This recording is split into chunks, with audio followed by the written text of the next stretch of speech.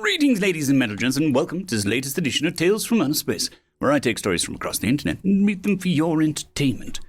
This particular story is called The Hornets' Nest, written by Real Nectarine 7986. Point of view, Executive Taladis of the Cthulhu people. It has been 20 years now since my brother left for that ill-fated expedition. An expedition that the galactic community at large condemned us for. An expedition of extermination.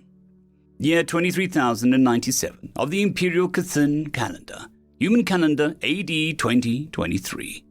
For the last 10 generations, our people have been studying the vastly technologically inferior race on a planet that we have designated as POL3SH27, a Deathworld whose gravitational forces is nearly thrice that of the Cthulhu homeworld, and indeed, amongst the highest of any recorded world capable of sustaining life. This Deathworld, located as a third planet from the highly radioactive Sun in a system of 8 planets and 5 dwarf planets along the outer fringes, was known to its inhabitants by many names: Earth, Terra, Home, this old bunch of rock in space. Indeed, our scientists had laughed at how inefficient the whole system of these sentient people was, giving many names for a single item or entity. Some of their species even lived whilst having entire sentences as names, whilst many only had one word for a name, like our people have. Even what they named their race isn't agreed upon amongst their people. Most call themselves humans, but others call themselves Ningen, Menschen, people, Terran, and a host of other words that are impossible to pronounce. The entirety of the dry land above the saline lakes and seas that cover most of the planet's surface, a valuable resource for sure, was separated into many different factions. Nations, they called them, each often fighting with others over resources, not realizing the amount of resources that lay just a few miles under their feet. When we started observing the species, these Cubans, we did not feel it prudent to announce our discovery of the sentient species to the Galactic Senate, since these humans seemed to care more about getting each other in something they called a Second World War than respond to our hails. We knew that they had some form of communication since we witnessed it from high orbit. Orders from old humans with what later was described as silly little moustaches coming from deep inside the ground were carried out on the other side of the continent within minutes. Was their method of communication so vastly inferior to ours that we simply could not communicate with them? After that, we simply gave up on trying to contact them. Over the years, we watched and learned that these humans had an alarming tendency to fight each other in bloody wars, and during each war, the ideology was different.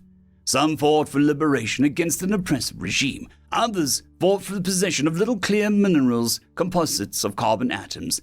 Yet others fought for some black viscous material that was drilled out of the planet's crust. Scans indicated that this substance is some form of fossil fuel, and the people of the nation known as the United States of America would happily go to war over it so they can run their highly inefficient trucks and loud motorcycles. But we feared them. We had seen how rapidly they progressed in their technological advances when under pressure or hostile threat. We feared what they would do once they broke free of their world's confines and spread out across the galaxy.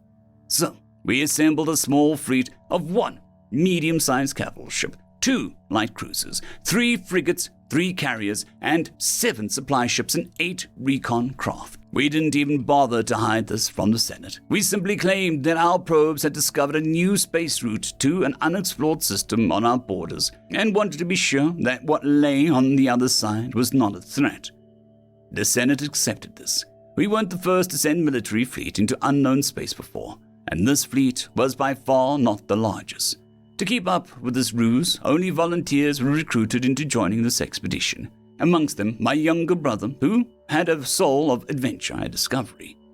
The memories of seeing him dig around in the ground, hoping to find some forgotten ruin, still brings a smile to my face. 2 weeks later, we received a transmission that they had arrived in the system where POL3SH27 was located, and the mission was greenlit by our leaders. Not long after that, we heard no more. It has been 20 years now since that ill-fated expedition, an expedition that the galactic community at large would condemn us for, an expedition of extermination, an expedition that the humans would later call kicking the Hornets' nest. Year 23115 of the Chthon calendar, human year AD 2038. It has been 18 years since the flotilla disappeared, had to exterminate all sentient life on POL3SH27, and we finally discovered what happened. Last week, an escape pod from the humor of Chthon, the capital ship sent to that fateful expedition, appeared on our scanners. No life signs were detected on board, the onboard AI broadcasting a distress signal once in range. Upon the opening of the pod, we discovered the decayed remains of 3 of our people, one still grasping at a data chip in its bony grasp, their ID plates identifying them as crew members of the Honor of the Chthon. Upon accessing the data chip, we learned what happened. As planned, the flotilla began their extermination, bombarding each and every city from orbit, killing many people. The Admiral, deciding that they had killed off most of the population of the planet, ordered for troop ships, frigates, and supply ships, which also carried entire regiments of our finest troops, to land on the planet and deploy all forces to complete the extermination, ignoring the scientists who warned him that the planet's gravity was too powerful for our thrusters. That once they landed, there was no way to leave.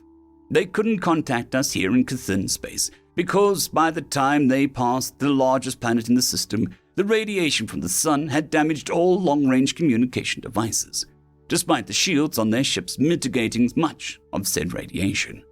Upon realizing this, it was decided to continue on instead and do the repairs later after the mission was completed. The troops were ordered to equip their powered armor, but once they stepped onto the planet's surface and the ship's counter-gravity drives no longer affected them, it became clear that this would take a while, as the servos on the armors had run near full combat output just to allow for adequate movement across uneven, sandy desert we learned was known as the Sahara. This desolate place was so very different from other cool, humid forests we call home. The heat of this land was reportedly unbearable, and the troops were forced to return to their carriers shortly after a short patrol, lest they succumb to dehydration or hypothermia. The Admiral, understanding the situation, decided to move the fleet to a different location, the remains of a city known as Cairo. Thankfully, the landed ships had enough power to hover in the air a few dozen feet above the surface, but the ionic thrusters were of little use in a windswept desert, and the journey was slow. It took nearly 10 rotations of the planet for the ship to reach the river known by the humans as the Nile. The recordings that followed were confusing. At one moment, our troops were assaulted by humans wielding their primitive weapons that somehow managed to bypass our energy shields, cutting down scores of our troops whilst we were hard put to locate them.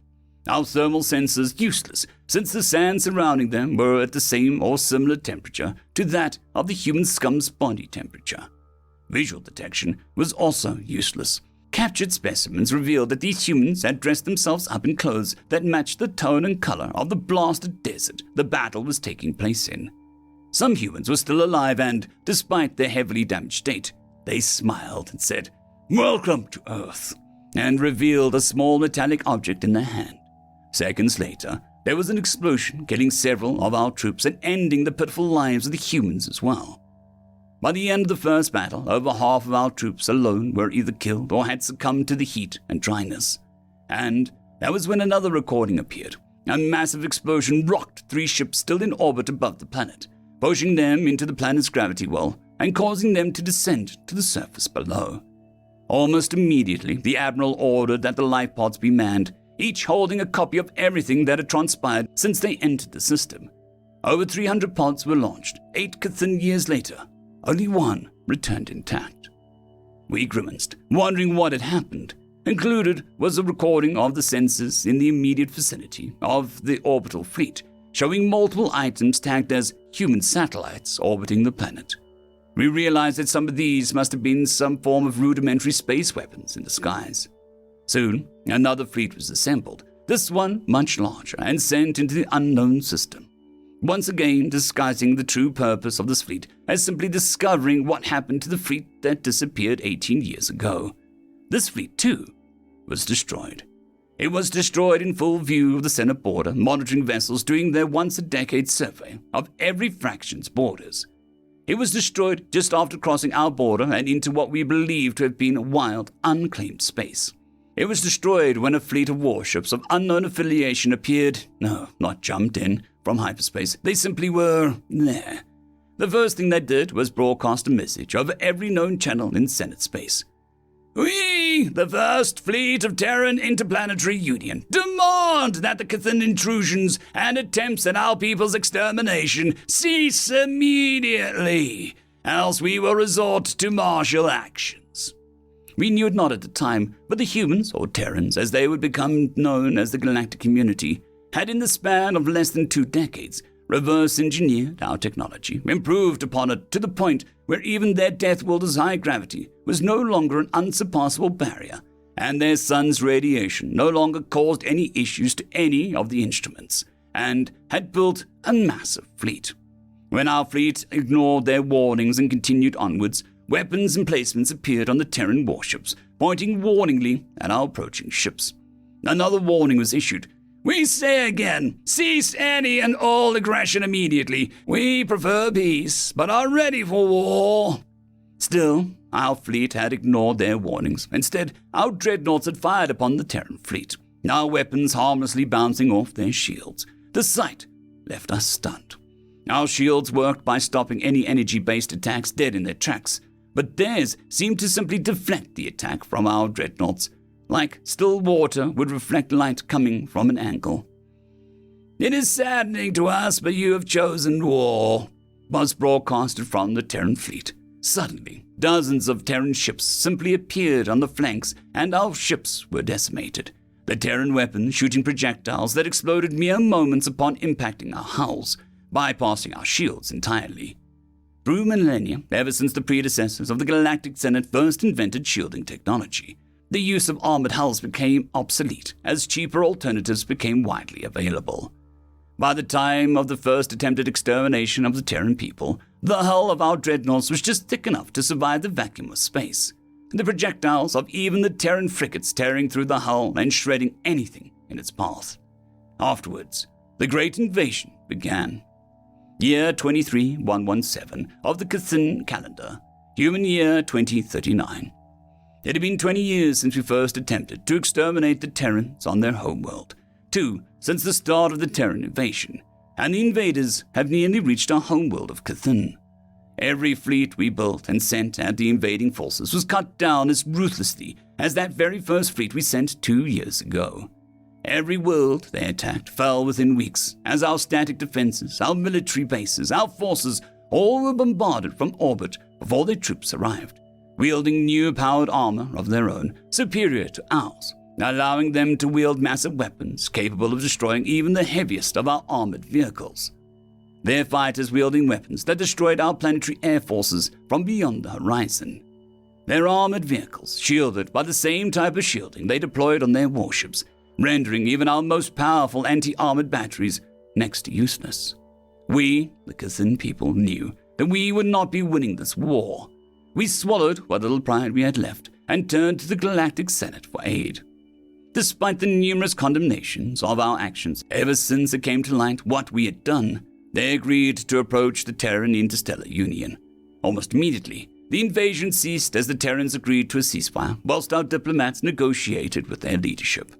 They were surprisingly lenient in their demands, considering what we had done to them in the past, only demanding the resources required to rebuild their home world, Terra, and agreed to pull their forces away from our territory once the rebuilding of Terra was completed, as well as release any hostages back to our people. We were shocked that there was a small colony of our people still alive after all these years. My anger faded instantly once I saw my long-thought dead brother enter the family compound he had not stepped in foot in for 20 long years, our beloved mother collapsing in tears and joy at seeing him, alive and healthy, smiling, as though he had returned from an adventure of a lifetime.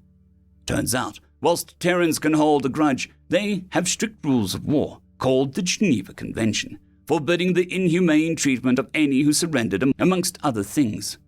When the Terrans pulled out from the last of our colonized planets, I traveled there and conversed with one of the admirals in charge, asking them why they were so different. "You have kicked the hornet's nest when you invaded our home and slaughtered our people. he said. But as we said just under 2 years ago, we prefer peace, but are ready for war. Afterwards, they returned to their own territory. In the coming years, they would thrive and expand their own territory into wild and uncharted space. But true to their word, they always preferred peace, but they were ready for war. End of story.